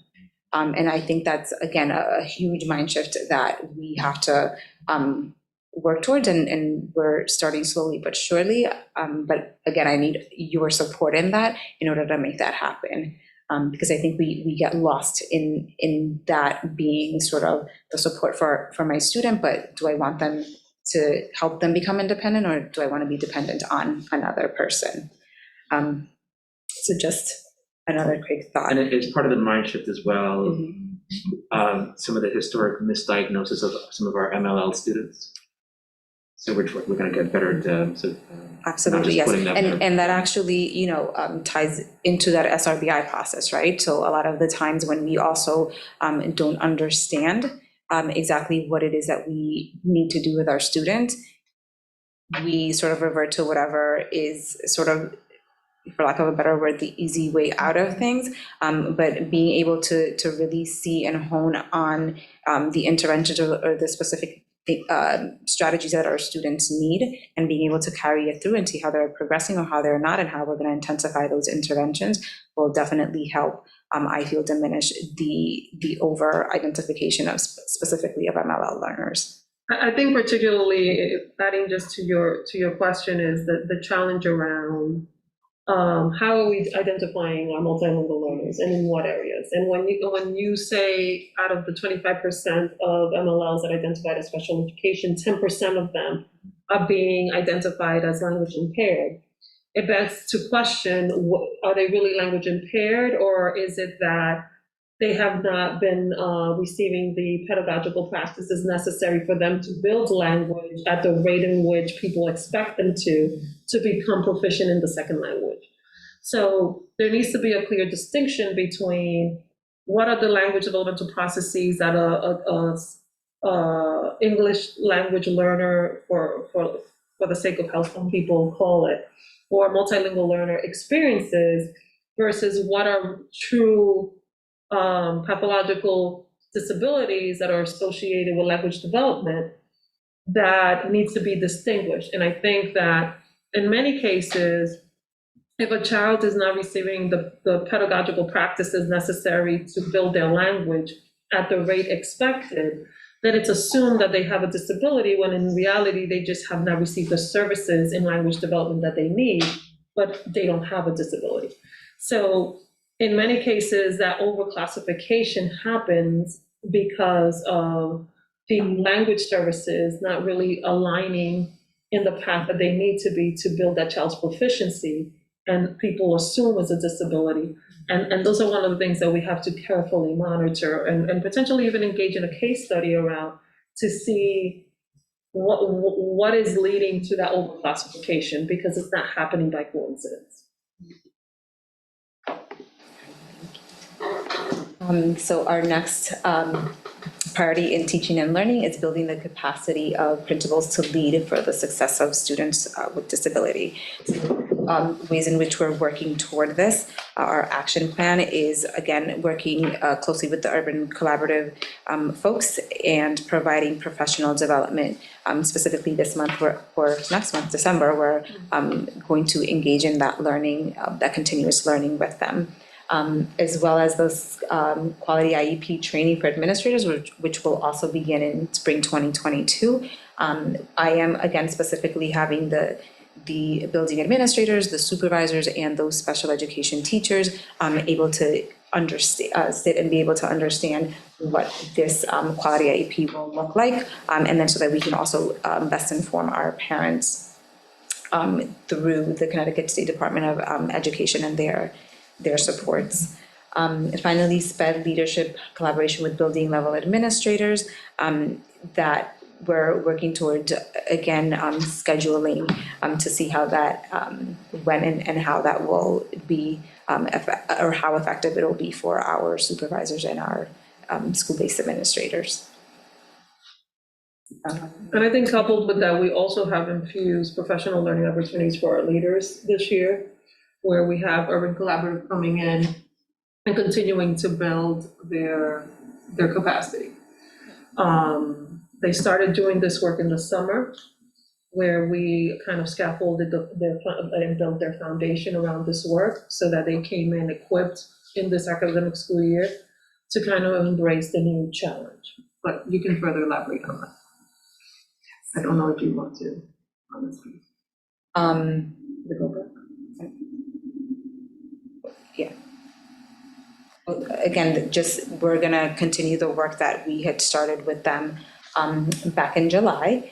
And I work very closely with them as well to see what our next steps are and how we can further sort of establish the relationships and build upon what we had learned and discussed to make sure that our building administrators feel equipped to be able to again work with the special educators who they're now supervising versus years prior it wasn't under sort of their watch, and to see what are the best practices that we should be looking for when we're working with students with disabilities. And our next priority is family engagement. So again, we continue to do a lot of this work, specifically just parent feedback, the surveys that were sent out in October, and we'll be, as I stated before, implementing parent surveys to be received and completed after the PPT meetings to have the data to demonstrate, how we're growing in this area, and if we're not, what are some other things that we should be doing. Targeting the Latinx and other families of color with a focus on building advocacy and leadership. So we have these monthly information sessions with our ombudsperson to answer questions about the process, the PPT process in general. We also have implemented the language line. So when those parents who are non-English speakers are sitting at these PPT meetings at buildings, we're able to access their home language so that they're able to understand the process. And we've also updated our information on the website and continue to update as things sort of shift and change through NSPED Pack as well. A lot of the information that we discuss, I try to also be involved in these meetings with the parents, the support groups, so that if they have a specific question that person can't answer, then I'm easily accessible. It's virtual, so I pop in and discuss with them as needed any information of and about the process. Let me just quickly show you some of the things that we have done to sort of, again, engage families in their different languages, specifically Spanish, Haitian Creole. Again, that's just sort of the structure of the group. On the top left-hand side, the dates in which we meet with the parents, what the focus for the meetings are, the times. On the bottom are the surveys, specifically the 504 survey that we send to parents in English, Haitian Creole, and Spanish as well, just to get some feedback from them and their experience. The support group, we also have a pamphlet with Spanish, English, and I believe Haitian Creole, as well, of what the priorities are and the dates and times and the topics that will be discussed, as well as the description of the programs that you have seen tonight are on our website, again, in the 3 different languages for parents to access if they are looking for programs or want to understand what that looks like on their own. To what extent are these support groups available virtually? They're all virtually right now. Yes, they are still all virtually. We were trying to see if we can, and specifically actually, once the family center opens, that's where we would like to hold it, because it's more accessible than the Board of Ed, the town hall, I'm sorry. So, but right now they're all virtual. Well, I guess part of what I was asking is that, even when we are able to meet in person for some of these, I think it'd be great to always keep a virtual option. Yeah, that can certainly be planned for, and I think that was also the intent of Violet Reyes, who's the person who's running them right now, to be able to give them that option when and if we do come back in person. So another way that we're trying to build the building leadership, specifically in the specialized services, is to just be able to productively engage in difficult conversations. Key to Ed is these 2 individuals are founders, and they are lovely people. I've worked with them in the past. They basically developed they were both special education administrators, and they noticed that around, again, having those difficult conversations, the empathy was at the door. Folks didn't really know how to respond to it, or how to respond to this, having these uncomfortable conversations. So they have promoted, basically build their knowledge on just promoting collaborative communication between the organization and parents.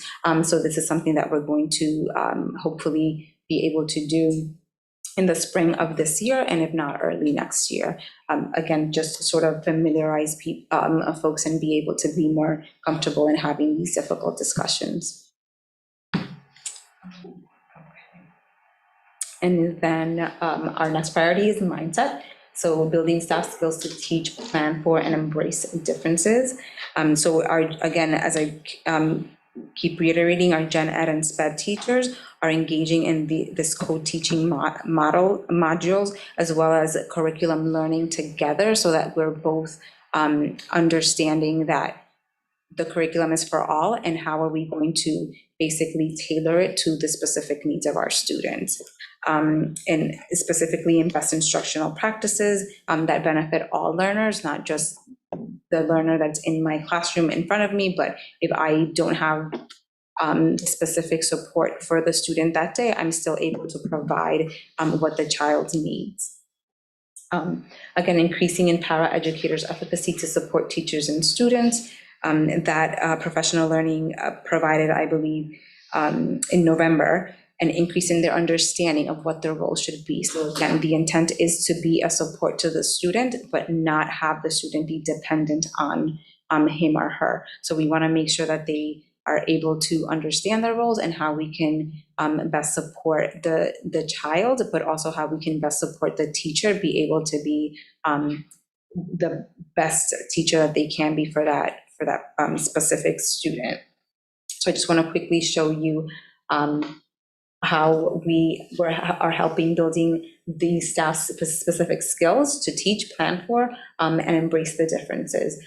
So there's the different types of para-educators, what the roles and responsibilities of all of the educators are, and then the roles and responsibilities of the RBTs, ABAs as para-educators, and again, how to support the child without having them be specifically dependent on that person. All right. So again, continuing with our mindset, creating structures that focus decisions on equitable and inclusive practices. So again, our equity statement is we ensure that each and every student in every neighborhood has access, opportunity, and support and encouragement to excel in all current and future endeavors. So we have weekly conversations with Dr. McBride to sort of help us in that and be able to make sure that we are being equitable in our practices and in terms of what we can provide and how we are providing set of things to our children are done in a way that, when we step back, we're seeing the benefits of that work that we're trying to do in terms of the equity piece with our students and staff. We're also, again, raising that academic and behavioral standard by engaging all teachers in the same curriculum and making sure that we do understand what that looks like for our multilingual learner and what that looks like for our SPED students or differently abled students.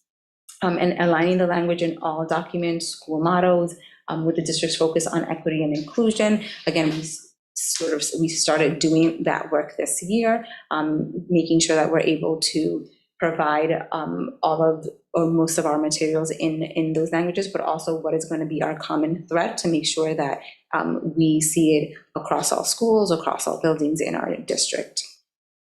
So that's it. And again, these are some of the ways that we are trying to create a more equitable and inclusive organization, if you will. So through PINE, and again, just thinking about how we can help and engage all of our learners versus just in the pods that we're sort of in now. If the picture below is our success classroom as well, so making sure that all of our students again are engaging in that core curriculum that we're all learning and working toward, and then professional learning around this disproportionality and equity in our schools and how we are going to work basically toward it. And here we are at the end of our presentation. So I just want to quickly review the things that we discussed today. So we reviewed our NPS demographic data, observed our department organizational chart, our NPS learning mindset, learned about NPS educational programming, reviewed the NEST program in action, reviewed our survey data, and examined some of our priority areas and next steps. So with that, I don't know if I want to open it up to questions, if you have any questions, comments. Crowd, lively crowd. I just wanted to make one comment, and thank you so much for our presentation. Again, unfortunately, we still have some folks who are misinterpreting equity to mean some kind of compromise in the rigor of our instruction. And so I think, as we continue with this work, and I love hearing how it's really a way of building the way that we teach all students, really kind of finding a way to emphasize and communicate to all parents how this is helping our instruction across the board, and that by no means compromising any educational rigor, in fact, perhaps enhancing it. Yes. And I think even when we look at special education and disproportionality, one of the things I'm hoping to immerse new board members when we have our retreat is really having Dr. Burris come and speak a little bit about the relative risk ratios of certain subgroups being over-identified into special education, particularly Black boys in our district, is an area of concern and something that we're closely looking and monitoring, because beyond just making sure that instruction is rigorous for all students and that special education is a form of scaffolding learning for students, but giving them access to the rigorous curricula. At the same time, we also have to keep in mind what are some of the systematic structures or biases that are leading to certain students being over-identified into particular services, and making sure that we are being cognizant and mindful in terms of when we sit at the table and have conversations about potential services, how we are going about doing that, and how that could be leading to unwanted outcomes that are leading to some of the high relative risk ratios for certain subgroups in our district. I think for me this evening, hearing the presentation and the direction that the district wants to go, it's very heartwarming to hear that we are trying to build up the students, special education especially. Society looks at these children, they put them either aside, they don't mentor them, they don't have those conversations with them, they don't push them to have, honors classes, AP classes. You can be what you want to be. Just because, you're sitting in a wheelchair doesn't mean that you can't be someone. You can't be a lawyer, you can't be a doctor. So for me, as a mom, it's very heartwarming to hear that we're trying to change the illusion of special ed. That all children are very important and everyone should have the same resources across the board. And to see that this pilot program can be district-wide is a great idea. And even expanding the idea of twice exceptional, right? So you might have a child that has a specialized need or has a disability that's also gifted, right? And I don't think that we pay close attention to that. And it's an area that we really, really have to hone into.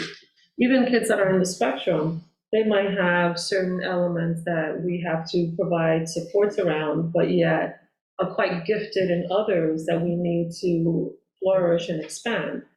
And one of the things that I'm hoping that we as a district can further explore is the concept of twice exceptional, because we have a lot of kids that are twice exceptional that I think when identified to needing a service are not being looked at all the other areas that they have so many strengths in. And I think we need to look at both. So you actually just preempted my question, which was going to be, where are the children who are academically talented in the SPED picture? Are they considered part of SPED? Or is it something completely separate? How is it treated in our school system? So traditionally, it would be considered a specialized service, right? We have it as a sub-department within the Department of Schools. And right now, we have personnel really delineated and looking at those pieces. One of the reasons why, through the reorganization, it was really important to bring all of these entities together is because all of these individuals now are sitting at the table and having conversations about the things that they're seeing and are able to have conversations about how do we take the GNT work that we're doing, which is something that we'll present as well at a later date, and how is that being expanded and developed? Then how are we using children that have the capacity to do the work that might have not been considered into these programs, and also provide the services and interventions they need, but also give them access to the enriched curricula that a GNT program might offer as well.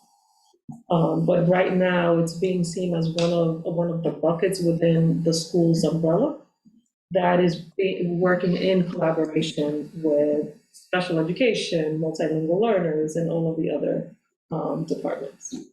But so it is separate from anything that we've been talking about here tonight? It is. The pie charts and the numbers and the... The GNT numbers are not included in that parameter.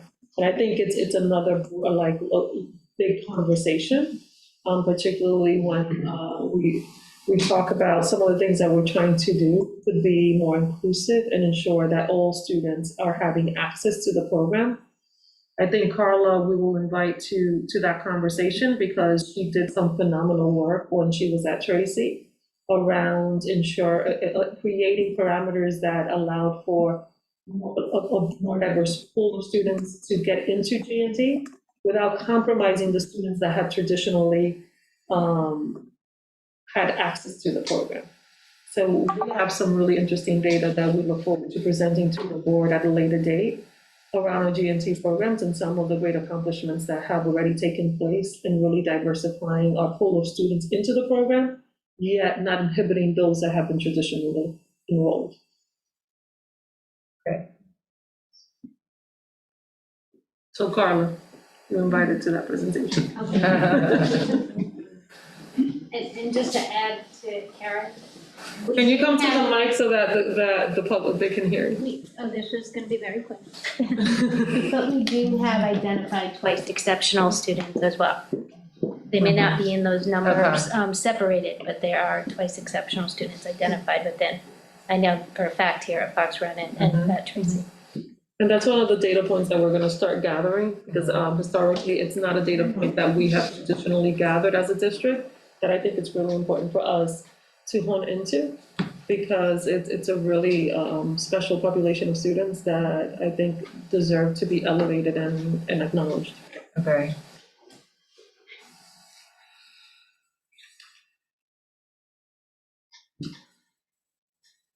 The only one thing I wanted to say was just in case any board member who's attending virtually wanted to make a comment or ask a question, we haven't been able to see the screen, so just feel free to pipe in or not.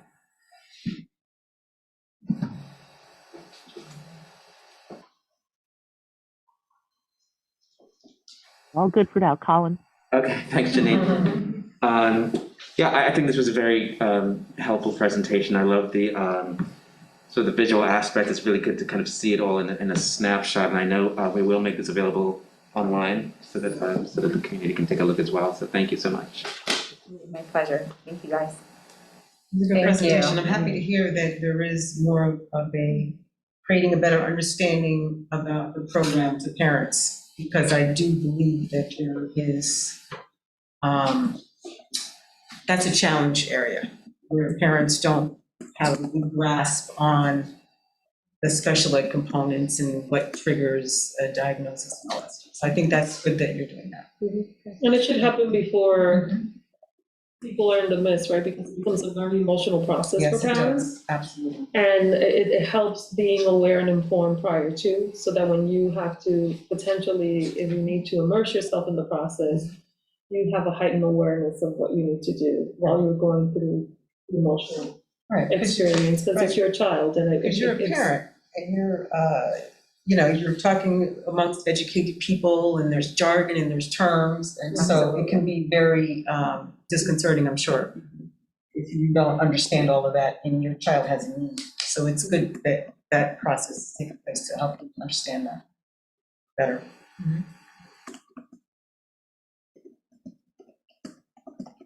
Great. Look forward to more. Yeah. Thank you so much. Thank you. So unless there's any other comments or questions, the next item on our agenda tonight is any public comments related to tonight's workshop topic. I don't think there was a sign-up sheet, right? Sign-up sheet, I was on it. I don't know if anybody else. Sorry, I always forget to look for it. Here are yours. Thank you.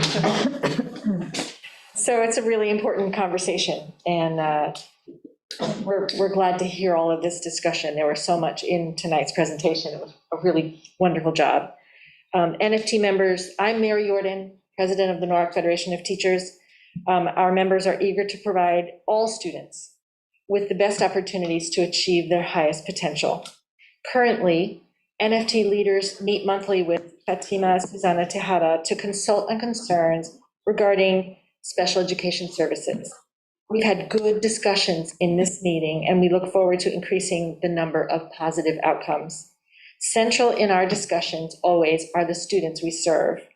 Many topics on our agenda are longstanding and were mentioned by the Urban Collaborative Report in February 2nd. They're mentioned this evening, and we're really glad to have the opportunity to tackle some of these longstanding problems. For example, among the successes, we've begun to make progress on eliminating redundant paperwork. So they're really big changes that can make a difference. And we believe that the new org chart will promise to change the silos of regular and special education services that have been problematic and so often discussed. In February 2nd, in that report, Dr. Katzman mentioned that the desired state was for staff to have the resources they need to do a good job. We're clear on what was fixed and what was flexible, and we agree. Very often, we don't have the proper staffing, it's been mentioned tonight, to successfully address the IEP goals. Caseloads are very difficult to manage, and that is, we agree, what is by and large causing people to leave. If NFT members in special ed were more generally able to feel successful and were supported appropriately in that, we believe we would not be experiencing a continued drain of capable employees to other districts with smaller caseloads, better pay, and more responsive systems. So this work is essential. We need commitments to appropriate workloads and supports if we're able to properly support students in their educational goals and retain certified staff. We believe there is a focus needed on co-planning and co-serving, as has been so clearly presented tonight, that we agree about that. Many co-teachers do not have routine co-planning time. We've been asking for years, and it's very welcome conversation. Some building administrators have managed to devise schedules with opportunities for co-planning, but there needs to be a clear system, a protocol, a process, some way to do this routinely. Otherwise, it appears that we are seeking the appearance of a program instead of an actual well-developed program. A co-taught class is a classroom that has 2 teachers, and each teacher should be considered an essential component of that co-taught class. Each teacher should have materials and teachers' manuals, but we've been teaching a good deal of the school year without the materials, books, workbooks, teacher manuals, internet access for the new math and English language arts programs for special education co-teachers. We would request that when either teacher is absent, a substitute teacher be hired, just as with any other classroom teacher absence. The practice of leaving a co-teacher alone in the co-taught class does not serve our students well, and it contributes again to that impression that we're seeking the appearance of a program when we don't really have a program. There are so many elements to share, but I will slow down here. One would be the need for training new hires and more time to do paperwork, but I will end with a note about our paraeducators. We have very highly skilled paraeducators. We consider them an essential part of the team. Totally agree with the goal of independence, not dependence on these important aids. Particularly with the current shortage of special education personnel, we do find that our paras are indispensable. Thank you. Thank you, Mary. We have one person on watching right now. I don't know if anybody's interested in actually making any comments. Please raise your hand.